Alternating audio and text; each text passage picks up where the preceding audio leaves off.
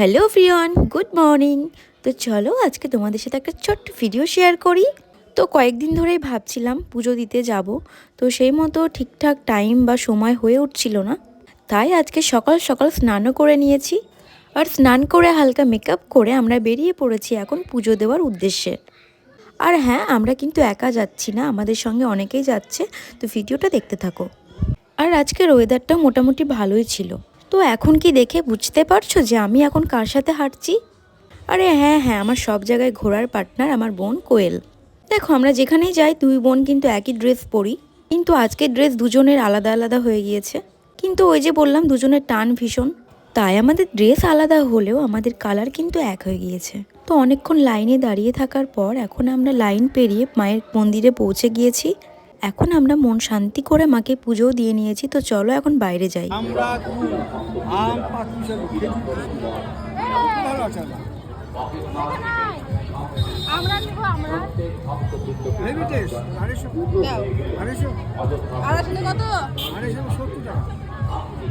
যেহেতু এই মাসটা মায়ের পুজোর মাস, তো এই কারণে অনেক ভিড় হয় আর এখানে অনেক মেলাও হয়। তো এর আগেও আমি এখানে এসেছিলাম আর তোমাদের সাথে ভিডিও শেয়ার করেছিলাম। তোমরা যারা দেখোনি, আমার চ্যানেলে গিয়ে লং ভিডিও দেওয়া আছে, দেখে নিতে পারো। তো বাইরে বেরিয়ে আমরা অনেক রকম আচার ছিল সেটা কিনে নেওয়ার পর এখন আমরা দেখতেই পাচ্ছ পুজো দেওয়ার এই ফুলটা আমি চেয়েছিলাম, তো ওখান থেকে পেয়েছি মায়ের আশীর্বাদী ফুল। আর ওখানে গেলে আমি মায়ের আশীর্বাদী একটা ফুল নেওয়ার চেষ্টা করি, কারণ যতই ভিড় হোক না কেন। তো এখন আমরা সবাই প্রসাদ খেয়ে নিয়েছি। তো চলো আস্তে আস্তে আমরা ওদিকটা চলে যাই। আর যেহেতু আমরা বাড়ি থেকে খাবার বানিয়ে নিয়ে এসেছিলাম আর এখন এখানে সবাই পিকনিক করে, আমরা ভেবেছিলাম ওখানে গিয়ে পিকনিক করা থেকে বাড়ি থেকে খাবার নিয়ে যাই চলো। তো সেই মতো আমরা খাবারও নিয়ে এসেছিলাম আর এখন সবাই মিলে খাওয়া দাওয়াও করছি। সবার খাওয়া দাওয়ার পর আমার দিদি এখানে কি খুঁজছিল আমি জানি না। আর সব থেকে ইন্টারেস্টিং ব্যাপার যেটা হচ্ছে, এর মধ্যে আমি আছি কিন্তু কোথায় আছি সেটা কি তোমরা আমাকে কেউ দেখতে পাচ্ছ?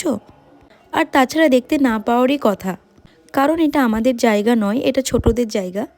তো দিদির ছেলেটা একা একদমই উঠতে পারে না, তাই ওখানে বলা হয়েছিল কেউ যদি তোমাদের মধ্যে হালকা থাকে তো সে উঠতে পারে। আর আমাকে দেখে কোন দিক দিয়ে হালকা মনে হয় আমি জানি না, কিন্তু আমাকে ওখানে উঠতে দেওয়া হয়েছিল।